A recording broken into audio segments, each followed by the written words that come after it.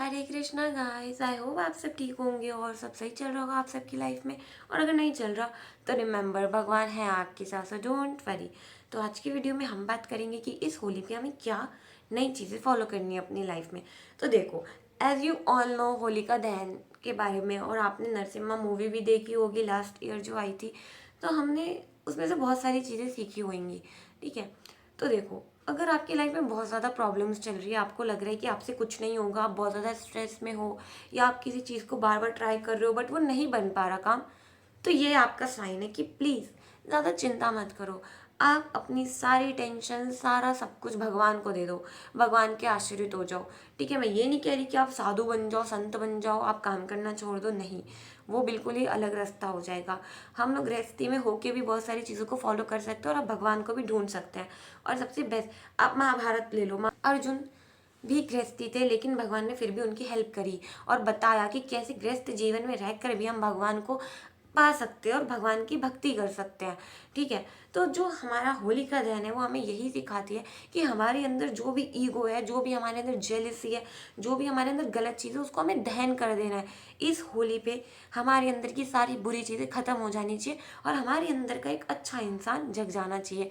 You know what, मुझे ऐसा लगता है कि हमारे कर्मों, हमारी हरकतों में ऐसी हमारी हरकतें होनी चाहिए कि हमारी हरकतों से लोगों को भगवान की याद आए, उनको लगे कि हाँ, ये काम तो भगवान ने ही कराया है। उनको कभी ये ना लगे कि ये तो असुर प्रजाति का है, या ये तो कुछ भी कर रहा है, समथिंग लाइक दैट। ऐसा होना ही नहीं चाहिए। आप अपने साथ भगवान को कैरी कर रहे हो हर टाइम, हर पल। अगर आप एक अच्छा काम कर रहे हो, अगर आप किसी की मदद कर रहे हो, ठीक है, तो भगवान को कैरी करना है अपने साथ। वो तो हम हमेशा करते हैं लेकिन हम भूल जाते हैं। हम हमेशा गलत चीज़ों में लगे रहते हैं, गलत गलत आचरण में घुस जाते हैं और हम गलत चीज़ें करते हैं। तो हमें ये नहीं करना है। ये आपका बहुत बड़ा साइन है कि अगर आपसे कभी भी कोई गलती हुई है, आपने किसी के साथ गलत किया है, या आपको लगता है कि आप अच्छे इंसान नहीं हो, तो अभी भी आपके पास मौका है कि आप एक अच्छे इंसान बन सकते हो।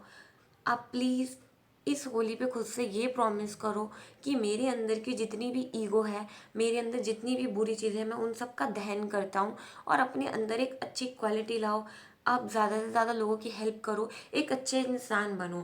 ठीक है, अभी रिसेंटली कुछ दिनों से मेरी बहुत ज़्यादा भाग दौड़ हो रही है और मैंने इन चीज़ों में ऐसे बहुत लोगों से मिली जो बहुत अच्छे थे, जो बहुत काइंड थे। मतलब मैं नहीं जानती उनको, मैं रैंडमली ऐसे ही मिली थी।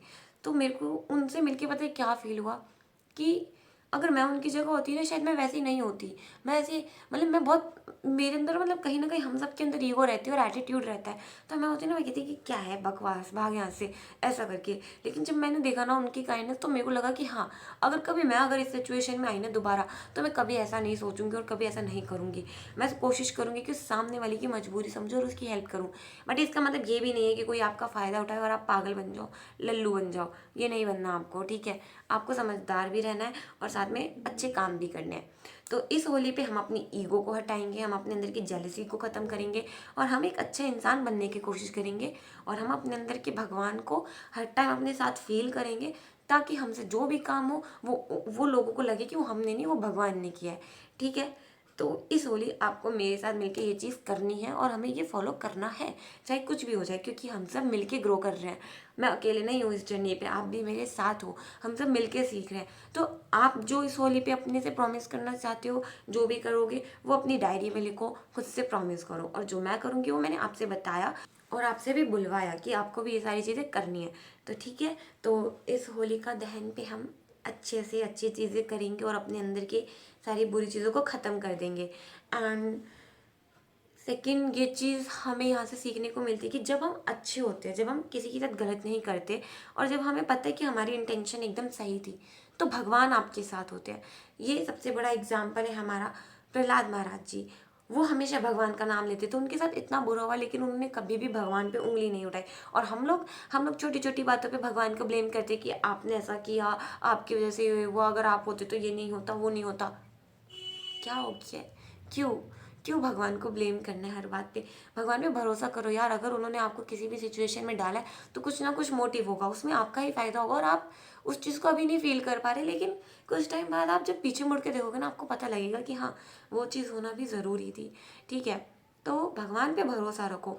जब एक इंसान भगवान पे भरोसा रखता है तो वो भक्त बन जाता है। और फिर भगवान अपने भक्त की रक्षा तो करते ही करते हैं किसी भी तरीके से, ठीक है। तो प्लीज़ जितना हो सके उतना भगवान का नाम लो, उन पे भरोसा रखो, गलत मत करो, सही चीज़ें करो। जब आप सही कर रहे हो और आपके साथ भगवान है तो आपको कभी टेंशन नहीं होगा, स्ट्रेस नहीं होगा। लेकिन जहाँ आपको लग रहा है कि हाँ मैंने गलत किया किसी के साथ, आपको ना, और आप भगवान का नाम ले रहे हो, तो आपको ना जलन होगी, आपको बुरा लगेगा कि मैं क्या कर रहा हूँ, मेरे को ये नहीं करना। और वो चीज़ आपके अंदर की आवाज़ है ना, उसको फॉलो करनी है। जो चीज़ आपको लग रही है ना वो गलत है, वो गलत ही है, मत करो वो, ठीक है। ऐसा मेरे साथ भी होता है कभी कभी। तो मेरे को ये चीज़ सच में फील होती है, मैं कहीं से सुन के नहीं बोल रही हूँ, ये लेजिट फील होती है। तो आप भी नाम जब करोगे ना तो आपको भी ये सारी चीज़ें फील होगी। आप भगवान से जब बातें करोगे तो आपको ये सारी चीज़ें फील होगी, ठीक है। तो भगवान से बातें करो, उनको थैंक्स बोलो, ग्रेटफुल रहो, अच्छी चीज़ें करो, और लोगों के बारे में बुरा मत सोचो, ना बुरा करो।